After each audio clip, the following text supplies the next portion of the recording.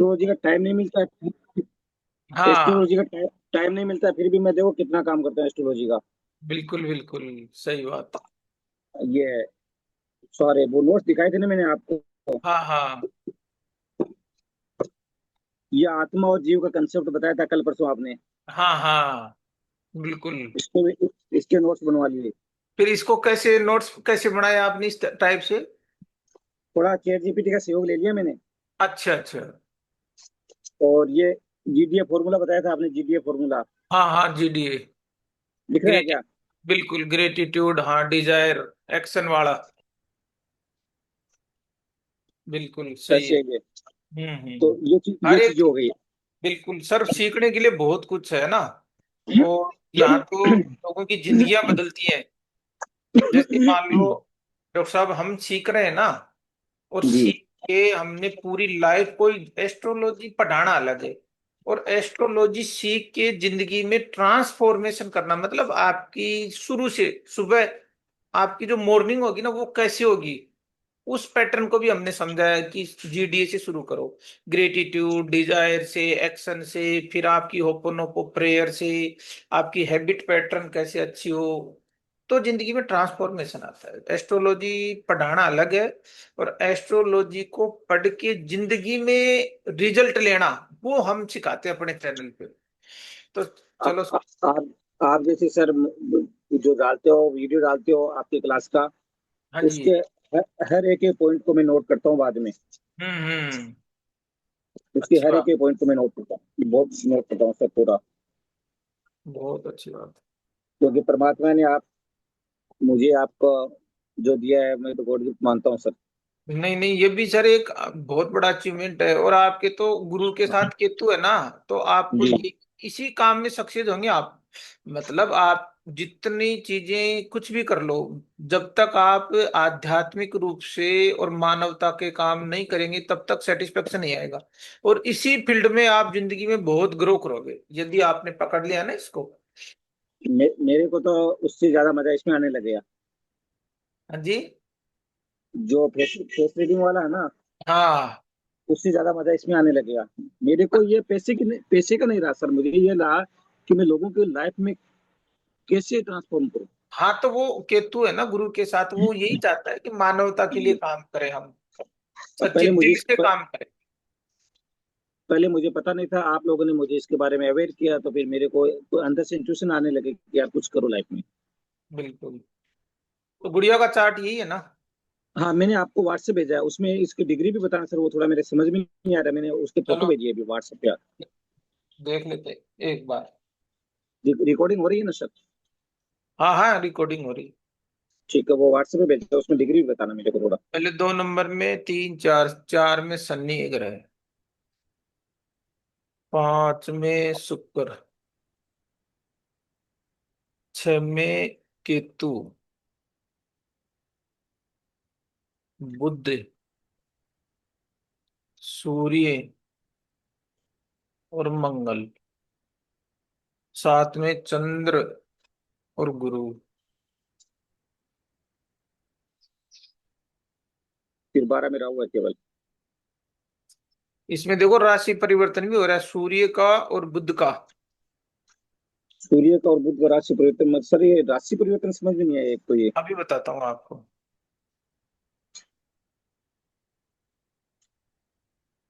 और 11 में है, 12 में राहु। ये डिग्री भी बता देता हूँ आपको, पहले डिग्री लिख लो। सूर्य, हाँ जी। सूर्य की डिग्री लिखो आप 7। ठीक है, लिख दिया। फिर लिखो चंद्र की डिग्री, चंद्रमा 1 डिग्री का। जी। फिर चंद्रमा के बाद लिखो मंगल, जी। मंगल की डिग्री लिखो आप 16 डिग्री। ठीक है। बुध की लिखो 25 डिग्री। जी। और फिर गुरु की लिखो 23 डिग्री। गुरु की 23 लिख ली सर। गुरु के बाद में शनि, शनि की डिग्री लिखो आप 26 डिग्री। जी। और शनि के बाद में राहु केतु, 0 0। दोनों की डिग्री 0 0। सर ये राहु केतु की 0 0 है, तो ये 11वें, मतलब उल्टे चलते हैं, ये तो 11वें भाव से जस्ट अभी पहुंचा ही है ये तो। ये 0 0 डिग्री का मतलब क्या है कि राहु हमेशा वक्री चलता है ना। तो जी ये जी। जैसे आपको 12 नंबर में राहु बैठा है ना, तो ये तो 11 ये, में आया। हाँ, नहीं 12 में है अभी राहु। जी जी जी। तो ये जब ये 1 नंबर से इधर आ रहा है, तो जैसे ही यहाँ आएगा तो ये 30 डिग्री से एंटर होगा। कितनी डिग्री से? तीस ठीक डिग्री है। से। तो तीस जी। डिग्री से फिर ये 29 आएगा, फिर ये 28 आएगा, फिर ये ऐसे 27, फिर 26, ऐसे चलते चलते चलते चलते अब ये को इस पे आ गया 0 डिग्री। अब जीरो से फिर वापस कितनी पे आ जाएगा ये? 30 डिग्री। 30 पे। हाँ, ये 30 पे आ जीरो जाएगा। जी, 0 पे आती है, 11वें हाउस में आ जाएगा ये। हाँ, अब जैसे जीरो को मतलब 0 डिग्री पे, तो ये इसको कहते हैं संधि टाइम। संधि का मतलब हो गया कि 11 और 12 के बीच में आके खड़ा हो गया, उस डिग्री पे आ गया जो अब ये एग्जिट 11 नंबर में क्रॉस करने वाला है, इंटर करने वाला है। समझ में आ गया? मतलब बाउंड्री पे खड़ा हो गया, इधर भी नहीं रहा और इधर भी नहीं रहा, जस्ट यहाँ बाउंड्री पे खड़ा है। और 0 डिग्री से आगे कितना आ गया?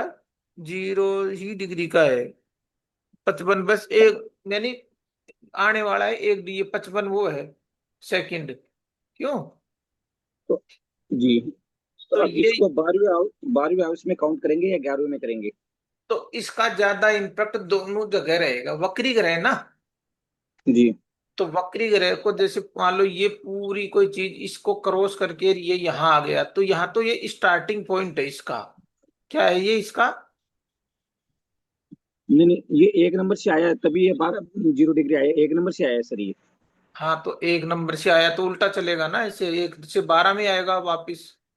हाँ 12 में, अभी 12 में एंट्री हुआ है ये बस। नहीं नहीं, 12 मिनट ही नहीं हुआ। वक्री जीरो ग्रह, जीरो वक्री ग्रह 30 डिग्री से चलता है। और जैसे शनि है तो शनि ऐसे चलेगा, शनि 4 नंबर से 5 में आएगा, तो शनि जीरो से एंटर होता है और वक्री ग्रह 30 डिग्री से एंटर होता है, उल्टा काम है। समझ में आया? जैसे दो ग्रह हैं, तो मौसम, जैसे नहीं नहीं, एक तो, समझ में आया। पहले समझो, एक तो होता है, ये घड़ी है, देखो घड़ी बनाता हूँ ऐसे, समझ में आया? ये 12 है इधर, और ये 6, ये 3, और ये आपका 6, ये घड़ी की सुई है। तो एक तो जी। घड़ी की सुई कैसे चल रही है, ये इधर। तो वक्री ग्रह हमेशा घड़ी की तरफ चलता है। अब घड़ी की सुई ऐसी चलती है ना। वक्री का घड़ी के साथ चलता मतलब। हाँ, वक्री ग्रह घड़ी के साथ चलता है। तो ये 12 पे था तो ये 30 डिग्री का था। अब यहाँ एक पे हम्म। आएगा तो 30 से आएगा, ऐसे जीरो पे, फिर दो पे, इधर फिर दो आएंगे ना, तो फिर 30 आ जाएगा, फिर 30 से जीरो ऐसे आएगा, मतलब उल्टा चलेगा। और बाकी आपको जो कौन ग्रह है सा ना, हाउस में काउंट करेंगे अपन? हाँ अभी बताता हूँ। बाकी जो ग्रह हैं, बाकी ग्रह ऐसे चलेंगे, कैसे? ऐसे। समझ में आया? हाँ नहीं, अब इसको जीरो वाले को कौन से में काउंट करेंगे अपन? अब जीरो वाला है तो इसका लॉजिक ये है कि ये अभी कुंभ राशि में एंटर करने वाला है, स्टार्टिंग पॉइंट है, मतलब इसका जन्म होने वाला है। तो इसके पास ऊर्जा ज्यादा रहती है। जब एक बच्चा जन्म लेता है तो उसके पास एनर्जी कितनी रहती है बताओ? मतलब 0 डिग्री का मतलब 11वें हाउस की तरफ, 11वें हाँ, हाउस में इंटर हुआ है ये। एंटर हो गया। तो जब जब कोई आदमी नई जगह जाता है तो वो एक एनर्जी के साथ जाता है, उसके पास एनर्जी रहती है अच्छी वाली। हम्म।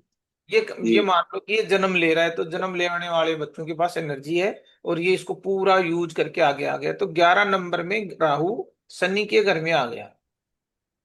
ठीक है जी। ठीक है। अब फोटो कहाँ चले गए आप? फोटो गायब हो गई क्या? हाँ, आ नहीं रही है फोटो? है नहीं? नहीं दिख रही है फोटो। क्या हुआ ऐसे अचानक?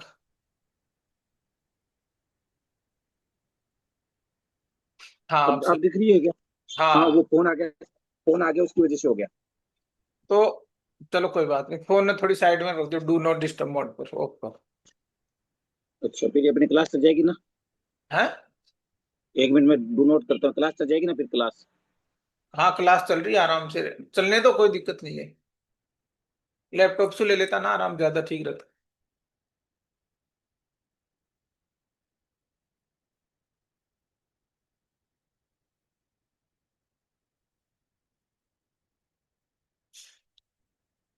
अब ये समझ में आया सर आपके?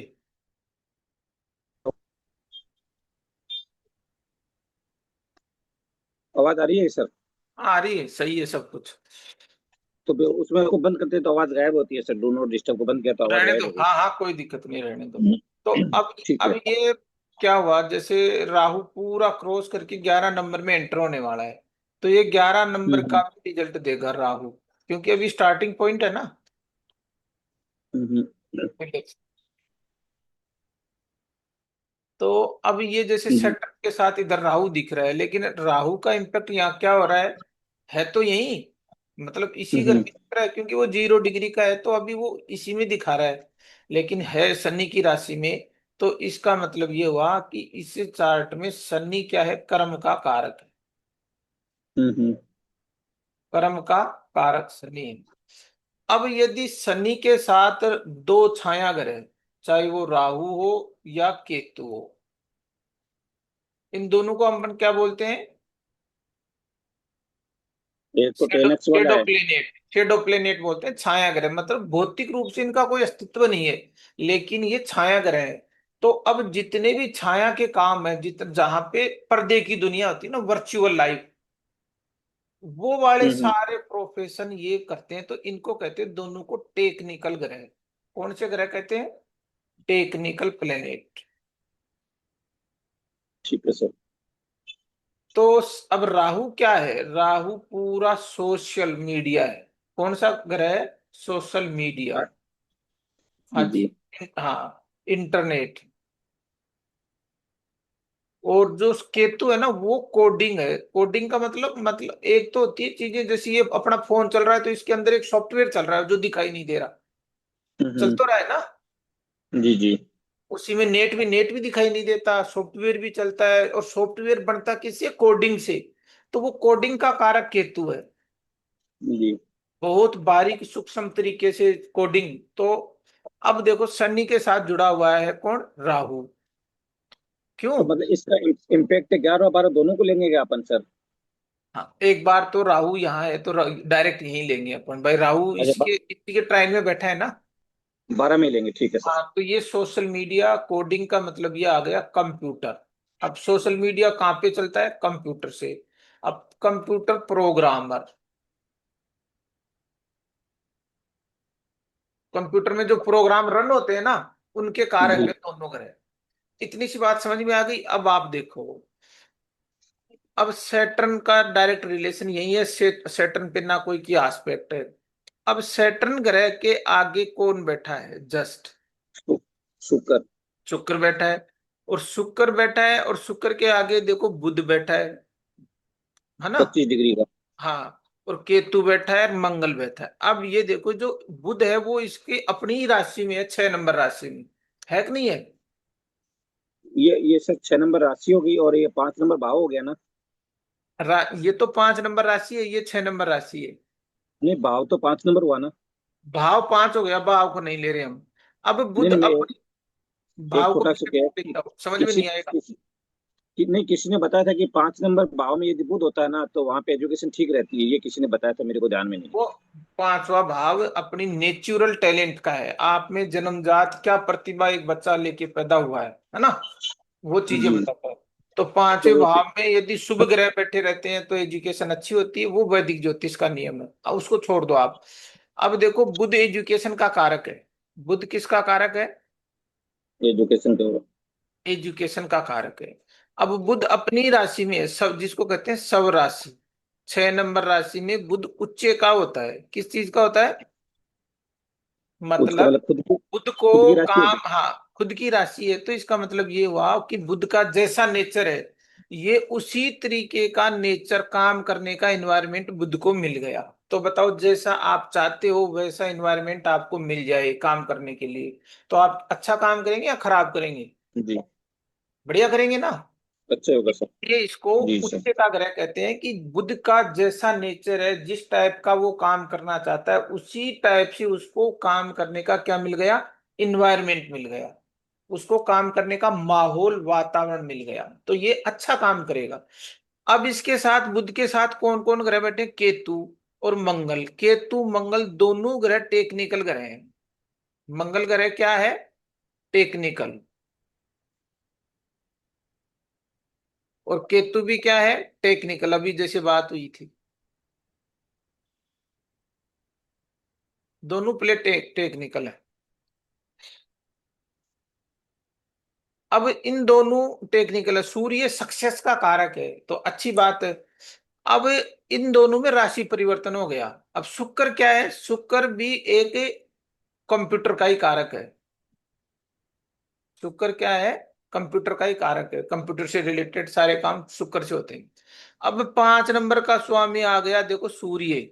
6 नंबर में, 6 नंबर का स्वामी बुध तो यही है, मतलब राशि परिवर्तन नहीं है इसमें, ठीक है। अब क्या करना है सर? राष्ट्र परिवर्तन नहीं है ना?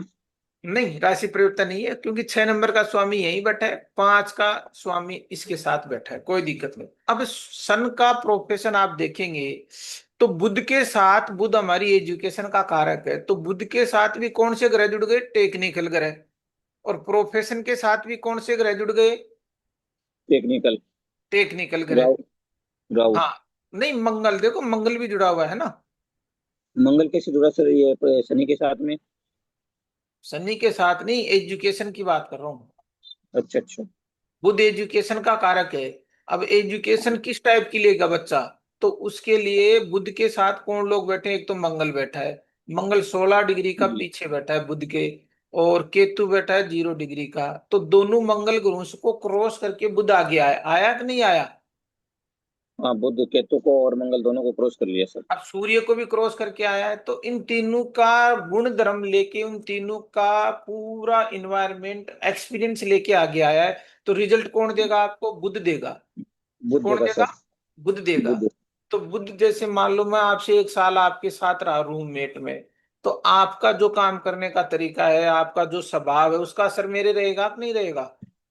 बिल्कुल देगा सर। तो मंगल केतु क्या कहते हैं हम, कि आपको टेक्निकल चीजें देंगे। टेक्निकल का मतलब होता है कि जो आज का जमाना है, जहां पे टेक्निकल तकनीकी शिक्षा का कारक जमाना है, तो बच्ची की एजुकेशन टेक्नोलॉजी से रिलेटेड होगी। शनि के साथ बैठा राहु, राहु आगे जाके भी शनि के राशि में आ रहा है, इसलिए शनि राहु के साथ जुड़ गया। इस वजह से इस बच्ची की जो शिक्षा प्रोफेशन होगा इन फ्यूचर, वो टेक्निकल रिलेटेड फील्ड से संबंधित होगा। जी। और इसमें सर आपने एक जो क्लास ली थी ना एजुकेशन वाली, हाँ जी। उसमें आपने लिखा है था बुध मंगल जब चार्ट में हो हम्म। तो इंजीनियरिंग फील्ड में ये करेगा मैकेनिकल, इलेक्ट्रिकल और इलेक्ट्रॉनिक्स इंजीनियर। हाँ जी। और बुध मंगल केतु जब साथ में आ जाए हाँ। तो केमिकल इंजीनियरिंग करेगा। हम्म। तो अब यहाँ पे थोड़ा सा ये हो गया कि बुध मंगल भी है। बुध मंगल तो करवा रहा है इलेक्ट्रिकल और इलेक्ट्रॉनिक्स, बुध मंगल केतु। बुध के पास मंगल ज्यादा है या केतु ज्यादा है, पहले ये देखो। बुध के बुध के पास पास तो मंगल ज्यादा है सर, 16 डिग्री का। मंगल का सर ज्यादा आएगा, तो मंगल वाली एजुकेशन लेगी बच्ची। तो इसमें तो आपने लिखा था कि मैकेनिकल करेगी, इलेक्ट्रिकल करेगी और इलेक्ट्रॉनिक्स करेगी। हाँ, तो इलेक्ट्रिकल और इलेक्ट्रॉनिक्स 2 फील्ड होते हैं, उनमें से कोई एक ले सकती है। और इसमें कंप्यूटर साइंस नहीं आया सर। कंप्यूटर साइंस इसमें इसलिए आ रहा है, कंप्यूटर की शुक्र भी बैठा है ना बीच में, जब देखो सैटर्न जी। चलेगा आगे, सैटर्न का फ्यूचर क्या है? शुक्र है। तो शुक्र क्या जी। होता है कि डिजाइनिंग होती है, क्रिएशन, क्रिएटिविटी। क्या होती है शुक्र के पास? क्या है?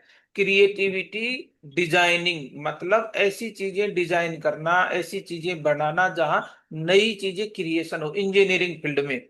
तो इंजीनियरिंग फील्ड का मतलब ये हो गया, जहां शुक्र भी जुड़ रहा है, बुध केतु, टेक्निकल फील्ड में ये क्या कर लेगी? कोई ऐसा क्रिएशन, क्रिएटिविटी, जिसको अपन आर्किटेक्ट इंजीनियरिंग कहते हैं, नहीं कहते? क्या कहते हैं? आर्किटेक्ट। आर्किटेक्ट इंजीनियरिंग हो गया, कोई डिजाइनिंग, और बहुत सारी शुक्र से रिलेटेड डिजाइनिंग चीजें कर सकती है, मतलब नहीं तो कुछ। अब इसमें आर्किटेक्ट में भी फार्म भराया हुआ था, आपने जब मैसेज किया था ना सर मुझे, हाँ हाँ। तो उस समय मैंने आर्किटेक्ट में भी फार्म भराया था, उसमें भी उसका हो गया था। अब मेरे को इसमें मंगल वाला यूज करना है, शुक्र वाला यूज करना है? अब इसमें आपको ऐसा करना है कि इसके पास जो भी फील्ड में आए, चाहे वो आर्किटेक्ट में आ जाए और भी बढ़िया है, इलेक्ट्रॉनिक्स में आ जाए, इलेक्ट्रिकल में आ जाए, कहीं से भी इनको टेक्निकल एजुकेशन में ही करना है। बाकी ये सॉफ्टवेयर से रिलेटेड जो चीजें है ना वो आपको करवानी है, इसको सॉफ्टवेयर से रिलेटेड। तो टेक्निकल आर्किटेक्ट में एजुकेशन तो, में सॉफ्टवेयर है, राहु है ना, तो जी जी सॉफ्टवेयर जी, का काम। सिविल में इनमें तो सॉफ्टवेयर नहीं होता ना सर, होता है? सिविल में सॉफ्टवेयर नहीं होता, सिविल में मेहनत का काम होता है, जैसे साइट पे जाना, है ना, वो वाली चीजें। हम्म जैसे आर्किटेक्ट में क्या होता है, जैसे नक्शे वगैरह डिजाइन होते हैं ना, वो शुक्र देता है। लेकिन शुक्र तो इसके साथ में बैठा नहीं है ना, तो मंगल का इफेक्ट अरे ज्यादा सर, आएगा शनि शनि का फ्यूचर क्या है, सैटर्न कहाँ आएगा आगे, हम्म, कहाँ आएगा सैटर्न बताओ। शुक्र के पास अब शनि किसकी राशि में बैठा है, में बैठा है, 1 2 3 नंबर राशि चंद्रमा में की बैठा राशि है। में बैठा है। और चंद्रमा हाँ, किसकी राशि में बैठा है, चंद्रमा।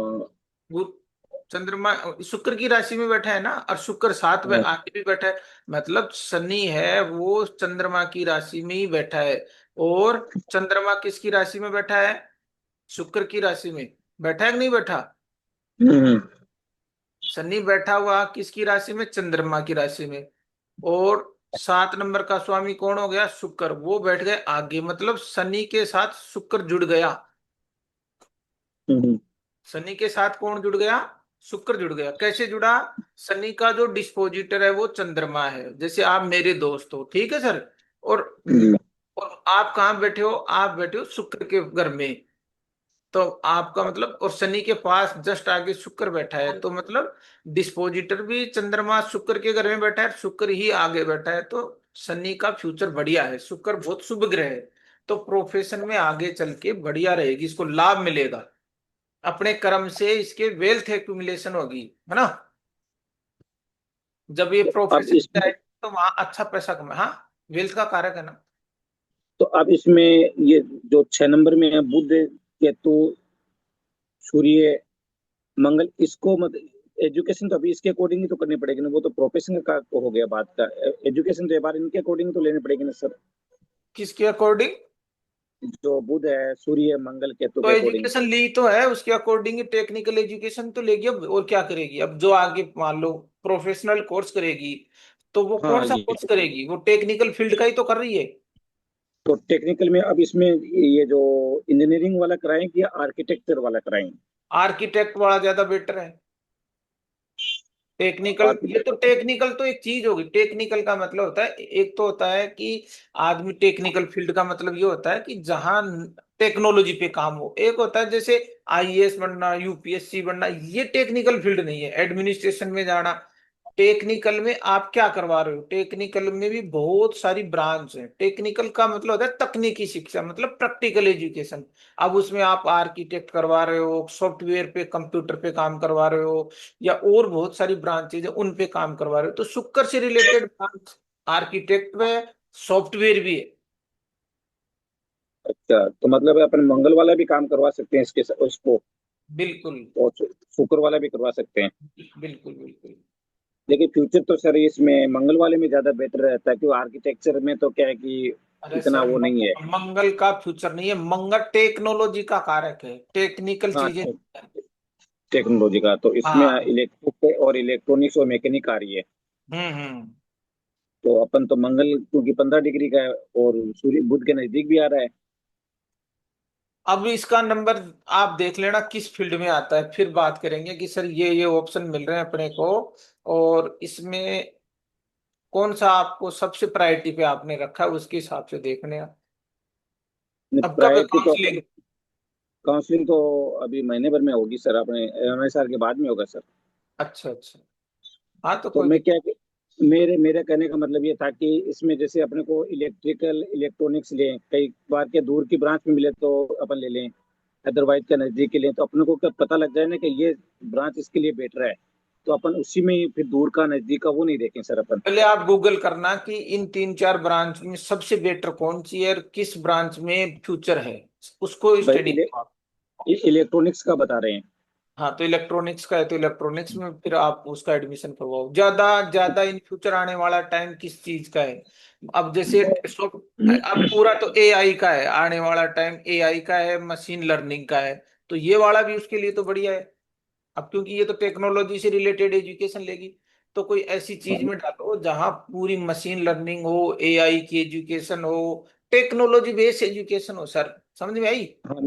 जी जी, मतलब आपके बताने के मैं बाद में कोर्स मैंने थोड़ा बताता सा। हूँ, देखो आपको ही बताता हूँ कौन कौन से कोर्स। एक दिन लिखवाए भी तो थे मैंने आपको 10 कोर्स इन फ्यूचर भविष्य में। ने बुध मंगल का तो दिखाया था आपने। है? बुध मंगल का। नहीं नहीं, 10 कोर्स एक लिखवाए थे इन फ्यूचर आने वाले आर्टिफिशियल इंटेलिजेंस से रिलेटेड, डिजिटल मार्केटिंग, वो कितने कोर्स लिखवाए थे वो शायद। वो बोला कि मैं वीडियो भेजा था सर आपने। 1 मिनट मैं देखता हूँ।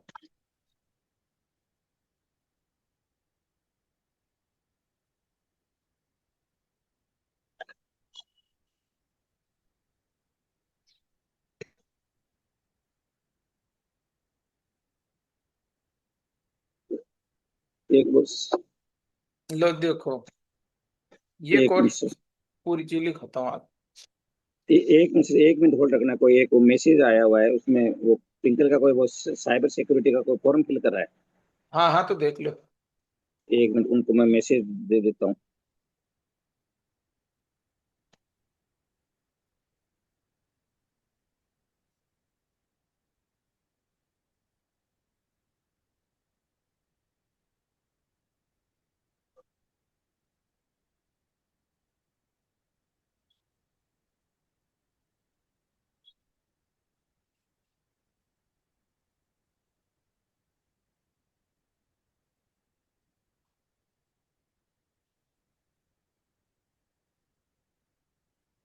क्योंकि एनएफएसयू है कोई, ये जो नेशनल फोरेंसिक है ना सर। National forensic. हाँ जी। नेशनल फोरेंसिक है, नेशनल फोरेंसिक है। उसमें अच्छा कोई साइबर सिक्योरिटी वाले दे रहे हैं। अच्छा अच्छा। तो उसमें कोई कल पता लगा था मुझे कि उसमें मतलब कंप्यूटर साइंस में साइबर सिक्योरिटी होती है सर।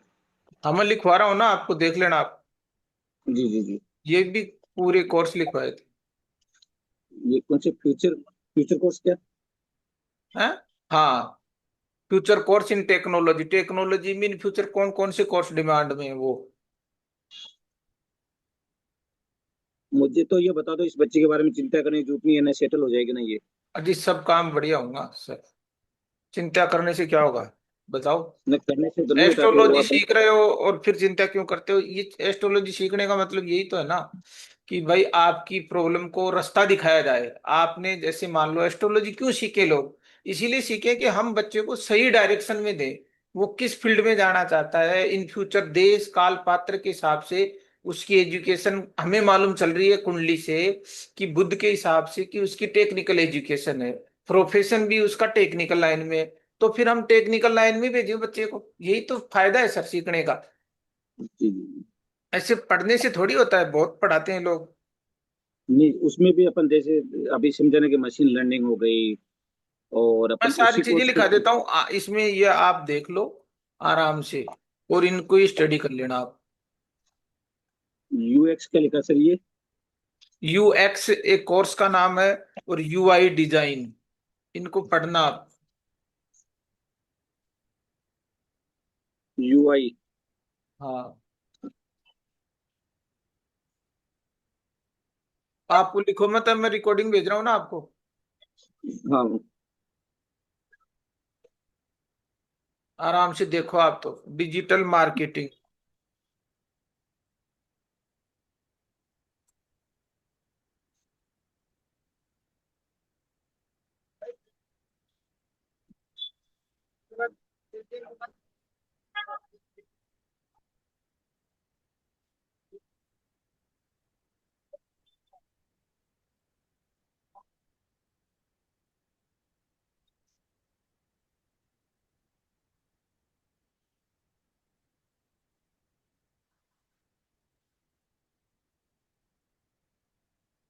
बोलना भी सर, ये क्या क्लिनिकल क्या लिखा है, साइकोलॉजी? क्लिनिकल साइकोलॉजी और काउंसलिंग, ये अपना सब्जेक्ट नहीं है इसमें।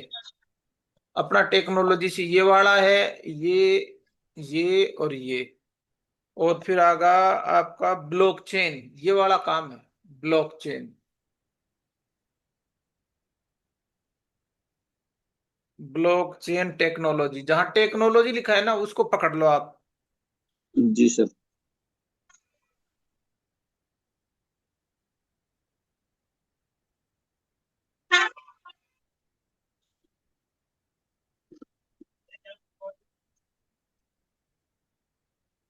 और क्रिप्टो करेंसी। ये क्रिप्टो करेंसी भी इससे टेक्नोलॉजी से है क्या? हाँ बिल्कुल। जो सॉफ्टवेयर से रिलेटेड चीजें ऑनलाइन होती है ना, वो सब चीजें राहु केतु के एक्सेस में आती हैं। और यह क्लाउड कंप्यूटिंग।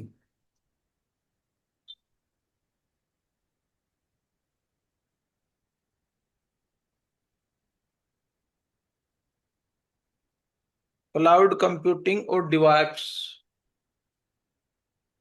और डिवॉप्स? डेवाप्स। डेवाप्स।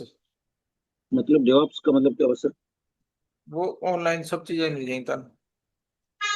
Content creation. और 8 नंबर पे लिखो कंटेंट क्रिएशन। ये जो देखो क्रिएशन आया है ना, कंटेंट क्रिएशन आर्किटेक्ट, ये वाला काम भी कर सकती है। कंटेंट क्रिएशन बनाना। Digital media. डिजिटल मीडिया तो वही बना सकते हैं, ये टेक्निकल वाले भी बना सकते हैं डिजिटल हाँ, मीडिया तो। तो टेक्नोलॉजी तो स्टडी करेगी। और इन्फ्लुएंसर। इन्फ्लुएंसर मार्केटिंग, ये सब काम कर सकती है ये। कोई पर्टिकुलर काम नहीं होता सर इसमें कि भाई एक ही तो काम पकड़ेगी। मतलब तो ये टेक्नोलॉजी बेस्ड काम जितने भी दुनिया में है ना, वो ये बच्ची सक्सेस हो सकती है। तो ये इसका सर इसका एक चार्ट वहाँ बोल रहा है। हाँ जी। यहाँ पे जैसे IIM मुंबई है ना, हाँ। उसमें BS degree in business management में भी इसका नंबर है, अच्छा। IIM मुंबई में। अब ये वाला हटा दूं क्या? क्या? हाँ अब बताओ आप। मैं कह रहा हूँ IIM मुंबई है ना, हाँ हाँ। उसमें भी शायद नंबर, संभावित नंबर है इसका बिजनेस मैनेजमेंट में, जिसमें MBA BBA BS डिग्री मिलती है वहाँ पे। हम्म। डाटा साइंस और AI में मिलेगी वो। हाँ तो अच्छी बात है यदि टेक्नोलॉजी बेस्ड काम है। और social media, internet, coding, computer programming, creation, creativity, ये सारे काम technology based, social media based, internet, computer से रिलेटेड है। उन सब चीजों में ये किसी भी एक फील्ड में आप रिसर्च करके इसका एडमिशन कराओ, सक्सेस होगी बहुत बढ़िया। क्या? बिल्कुल। आवाज नहीं आ रही? हाँ। तो अब जी। आपको टेंशन नहीं लेनी, अब तो आपको ये करना है, हमें डायरेक्शन मिल गई चार्ट से। रीड कर लिया, चार्ट को रीड किया, हमें डायरेक्शन मिली, बच्ची वो इंजीनियरिंग कर रही है, उसी फील्ड में स्टडी कर रही है। तो हमें बस उसको डायरेक्शन देना है। एस्ट्रोलॉजी अब देखो भाग्य तो बदलेगी नहीं, हमें डायरेक्शन दे दी कि बच्ची ये चीज में उसका प्रोफेशन भी है, उसकी एजुकेशन, एजुकेशन और प्रोफेशन दोनों टेक्नोलॉजी बेस्ड काम है। तो आपको कहाँ दिक्कत है सर? यही तो एस्ट्रोलॉजी का फायदा है सीख के। तो और लोगों को आप क्या मैसेज देना चाहोगे कि एस्ट्रोलॉजी से हम प्रोफेशन को कैसे फाइंड आउट कर सकते हैं, एजुकेशन को कैसे? पेरेंट्स के सामने बहुत बड़ी टेंशन रहती है। तो हमारे चैनल पे लोग क्यों जुड़े? क्या उनको सही दिशा मिलती है या उनको गाइडेंस मिलती है? आप बताओ सर। सही है।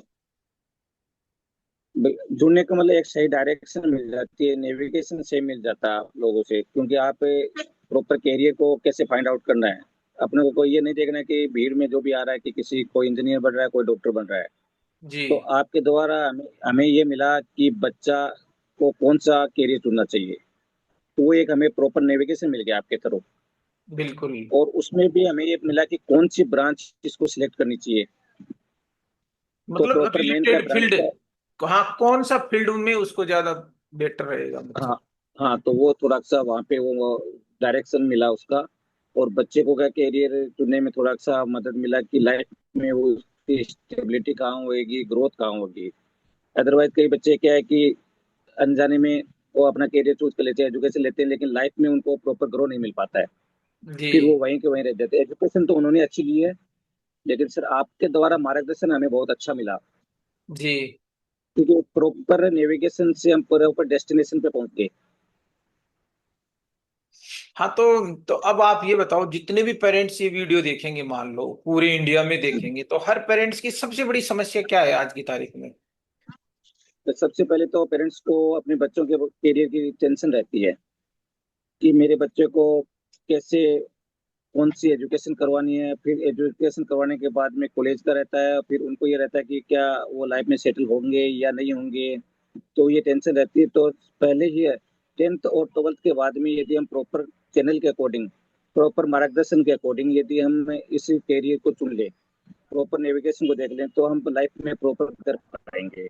तो मेरा तो एक यही सजेशन है कि प्रॉपर नेविगेशन के अकॉर्डिंग और प्रॉपर आपसे कंसंट्रेट लिए, और लाइफ में बच्चे को एडमिशन करवाना चाहिए, वही कोचिंग करवाना चाहिए नहीं, ताकि। अब वो तो सही बात है। जैसे आजकल सर एस्ट्रोलॉजी है ना, बोर्ड बहुत ये कहते हैं कि एस्ट्रोलॉजी को डिस्फेम है, तो एस्ट्रोलॉजी को लोगों को क्यों सीखनी चाहिए?